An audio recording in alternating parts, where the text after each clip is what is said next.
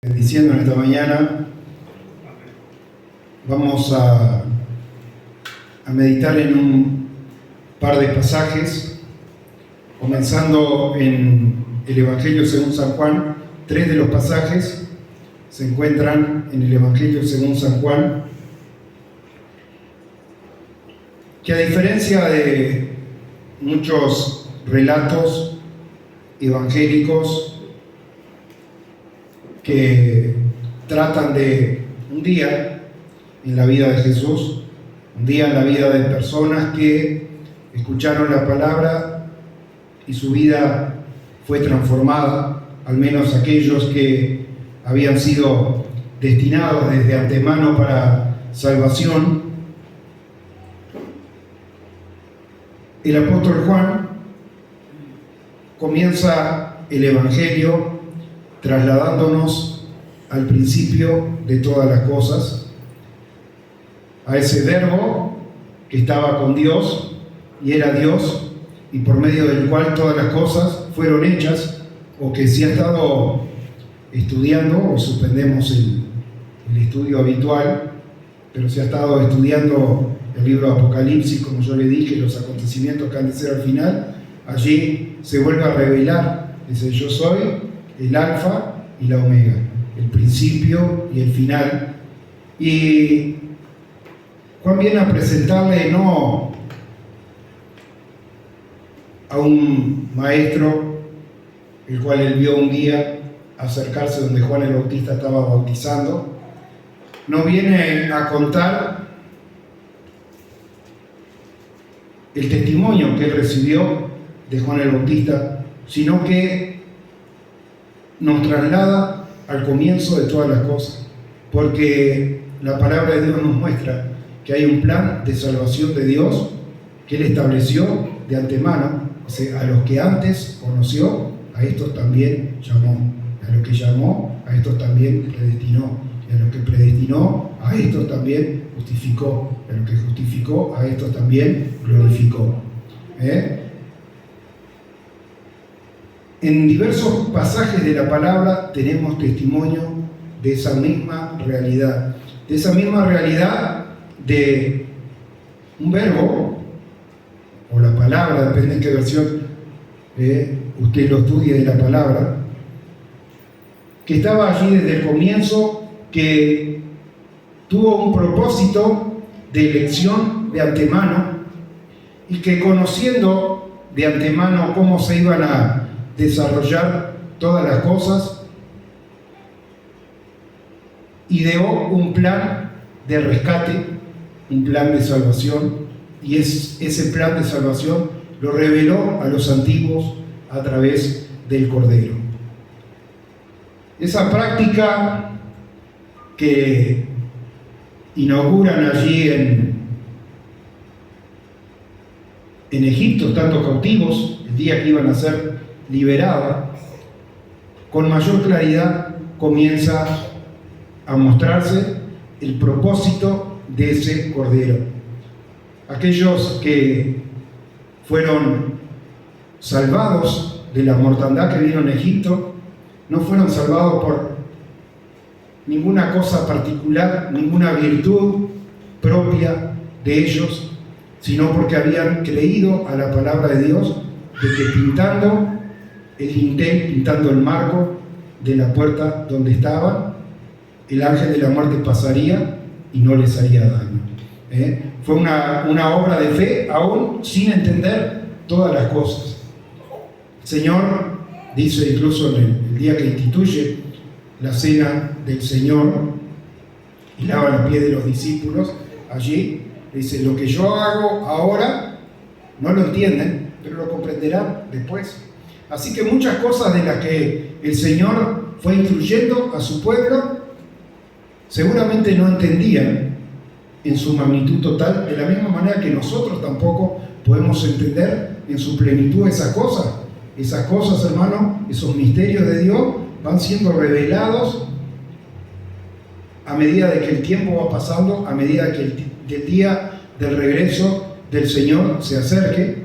Pero como el propio apóstol Pablo dijera: vemos hoy oscuramente, como por un velo o como por un espejo. Y Juan nos da distintas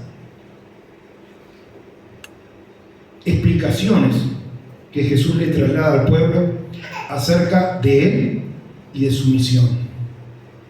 Su misión, como algunos podrían mal pensar, no consistía en juntar mucha gente, sus hermanos en cierta oportunidad que no creían en él todavía. Dice, aprovecha ahora que está lleno de gente, manifiéstate si has de darte a conocerlo ahora que está lleno de gente.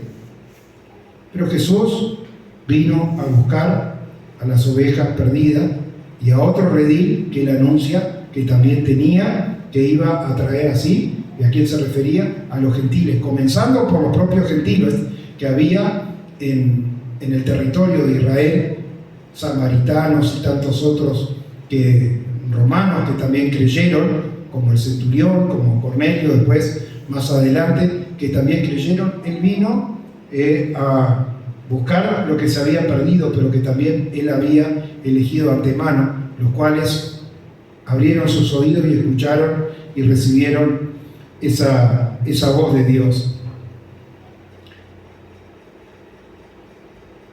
Vamos a tratar de abreviar un poquito. Arranca hablando acerca de Juan, que vino por testimonio, etcétera, etcétera, la cual Dios había elegido a Juan el Bautista para que diese testimonio de que la verdadera luz que alumbra a todos los hombres venía a este mundo. Verso 9, aquella luz verdadera que alumbraba a todo hombre venía a este mundo. En el mundo estaba y el mundo por él fue hecho, pero el mundo no lo conoció. En el mundo estaba, hermano, porque la palabra de Dios también nos muestra de que aún en la travesía del pueblo de Israel por el desierto, la roca espiritual que lo seguía era Cristo, dice la palabra con claridad. En el mundo estaba y el mundo por él fue hecho, pero el mundo no le conoció. A lo suyo vino y los suyos no le recibieron. A lo suyo, porque vino al templo, vino a los lugares de adoración, pero sin embargo no había lugar para él. Como no hubo lugar en la posada y nació en un pesebre, tampoco en el templo había lugar para él. Vinieron y los suyos, su propio pueblo, los que decían estar esperando el advenimiento del Mesías, no lo recibieron. Pero a todos los que le recibieron, los que creen en su nombre, le dio potestad de ser hechos hijos de Dios. Así que, hermano, hay un tema de fe y un tema de derecho inherente al haber recibido esa fe. A los que creen en su nombre, a Jesús como el Cristo, Jesús, el Salvador, le dio la potestad, la facultad de ser hechos hijos de Dios, los cuales no son engendrados de sangre, ni de voluntad de carne, ni de voluntad de varón, sino de Dios. Hermano, para el creyente regular, que se veía en sus imperfecciones, que había luchado toda la vida contra el pecado, tratando de guardar los mandamientos, yendo a la sinagoga, yendo al tabernáculo y llevando una ofrenda de arrepentimiento. Dice, esta semana hice esto, hice aquello, otro malo.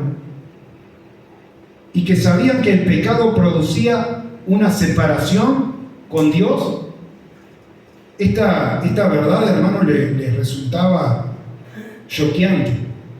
La verdad es que Dios mismo haya venido y haya habitado en forma humana en medio de los hombres.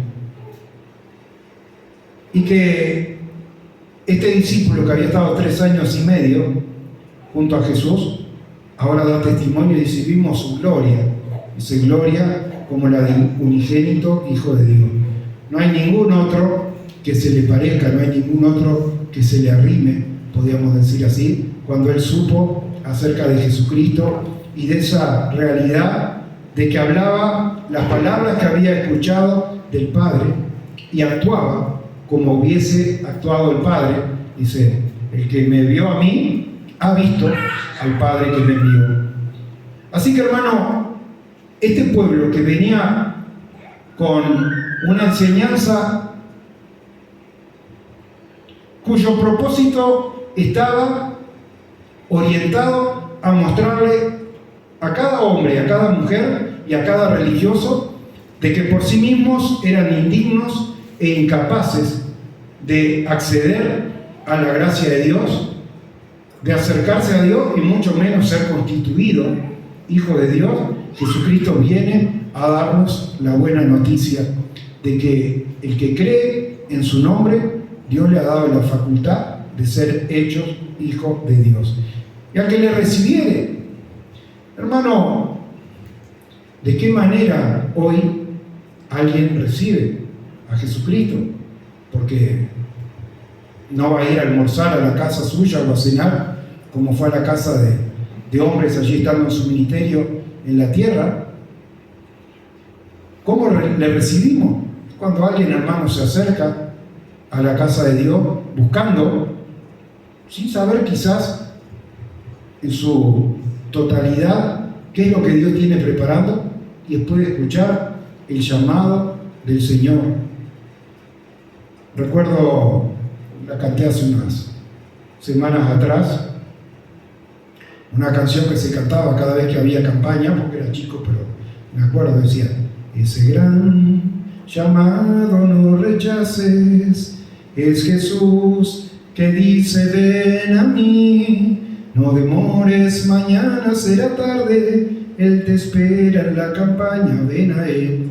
Y aunque no sea una campaña, hermano, hay un lugar de reunión, hay un lugar de oración, hermano, donde también Jesús está llamando a sus ovejas, al que es suyo, a que se acerque y que pueda recibir y pueda reconocer de que en Jesucristo hay salvación. Y el que lo recibe, acepta a Jesucristo como su Salvador absoluto, sin necesidad de complementar esa obra a través de obras nuestras, porque nuestras obras, hermano, son imperfectas y hacemos una cosa bien y tres cosas mal. Pero, hermano, saber de que hay gracia y hay verdad en las palabras y en las promesas del Señor Jesucristo, los cuales, versículo 13, no son engendrados de sangre, ni de voluntad de carne, ni de voluntad de varón, sino de Dios. Y aquel Verbo fue hecho carne y habitó entre nosotros, y vimos su gloria, gloria como la del unigénito del Padre, lleno de gracia y de verdad. ¿Cómo manifestaba esa gracia, hermano? Cuando los demás condenaban, Jesús tenía esa mirada de misericordia. Una mirada de misericordia, hermano, que aplicaba a todos.